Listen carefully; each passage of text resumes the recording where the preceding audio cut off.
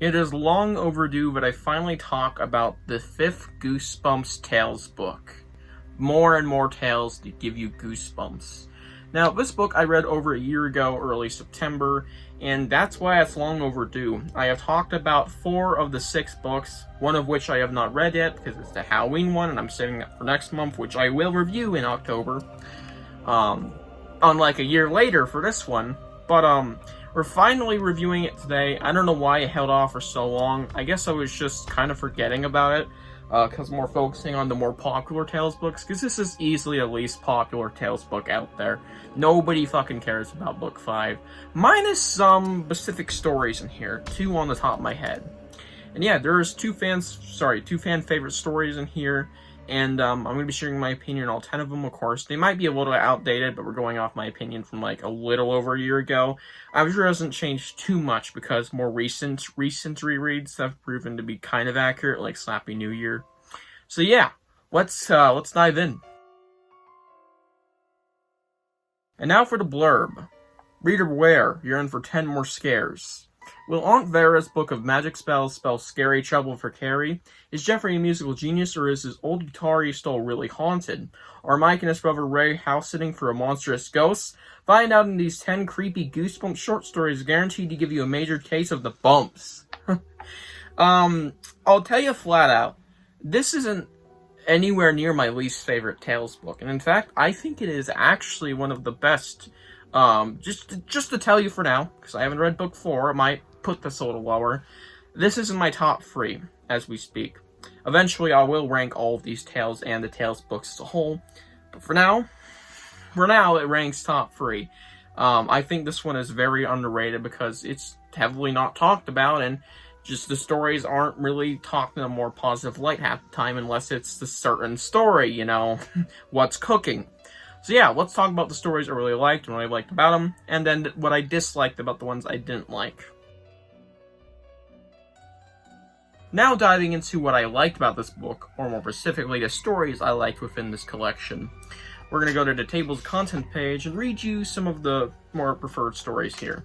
So, straight off the bat, the first story in this book is Haunted Guitar, and this one is pretty simple and straightforward. This kid goes to this guitar store, or music store, and he gets this guitar, and it turns out this guitar is haunted. The store is burnt down, so maybe there's something to do with it, so you never know. But I like it. It's simple, it's effective, and it's just a simple, really fun story, and its simplicity is kind of why it's really good.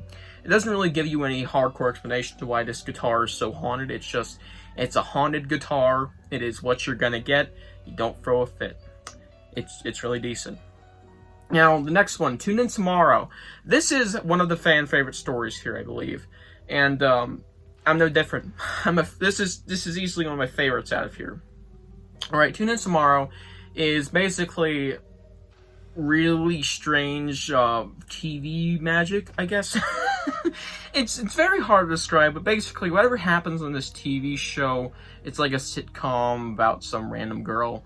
Whatever happens on this TV show happens to this girl who's actually watching in real life. The story has a nice atmosphere, there's some nice stakes, there's some pretty crazy stuff, and it's just a solid read. I really enjoyed that little short story.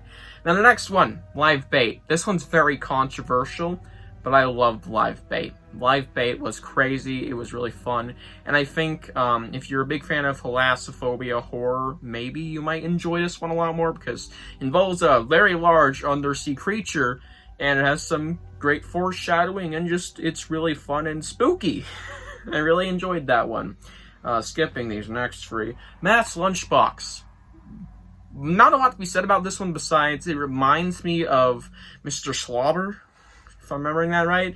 Not because, like, oh, it's a very similar story. No, it's just like, there's this creature that comes out of a certain box, and it's kind of cartoony. These are, I believe there were 4 little dragons that came out of Matt's lunchbox that he got from a garage sale, and they just starve him. They eat all his shit, and it's a really, really fun story. And that's what half of these are trying to be, which is what I enjoy about the short stories and Goosebumps, of course. They're just trying to be fun. They don't try to do anything crazy. They're just trying to do fun stuff, and I enjoy them for that. This is no exception. The next one, Stuck in 1957. Criminally underrated, I'll tell you. I don't think I'll rate it as high as I used to, which was a 9.5 out of 10. Yeah, definitely a little high. But it's just a time travel story involving clothes. And it's super strange, but I really enjoyed it. It's simple, and it is a really cool concept. And that's really what drives it home, is its simple concept. Let's see. Mirror, Mirror on the Wall. If you know me, Mr. Alejandro Joseph, I love me some mirror horror, right? Let's Get Invisible, I fucking love that book. Ghost in the Mirror, I fucking love that book. You wanna know why? The mirror. The mirrors in those books have certain qualities to them, something attached to them maybe, that make them so cool. And whilst this one doesn't have anything supernatural attached to it, because it's generally just all mirrors, there's no haunted mirror in this book, it's just really cool. It dives into that mirror horror concept that I really like, and it involves clones or twins, you know, that kind of stuff. Or mirror doubles, you know, stuff kind of you could see in Less Than Invisible, only this one, it has a creative approach, and it may or may not involve a parent at some point, as well as just a crazy story about a reflection trying to basically take over your life, which has been done many times in horror. It's just Goosebump's approach at it, finally.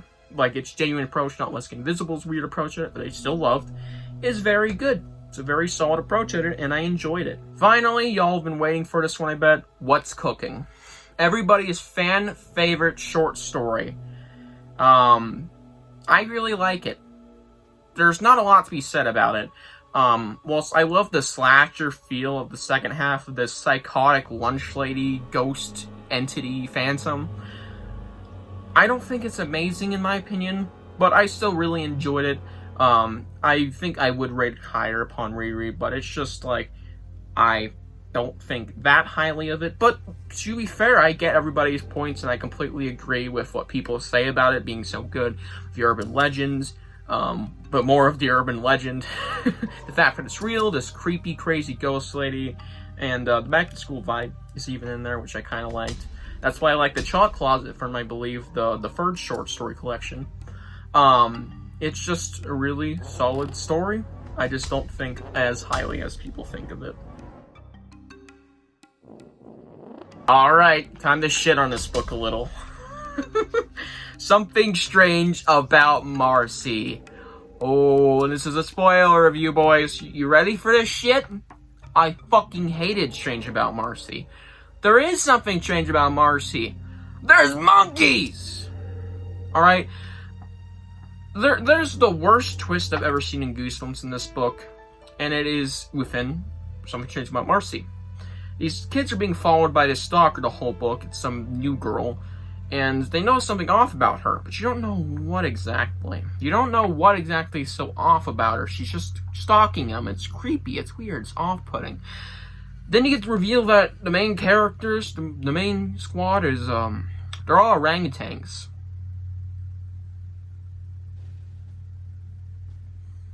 It's fucking horrible. There's nothing else need to be said. It's one of the worst short stories to date.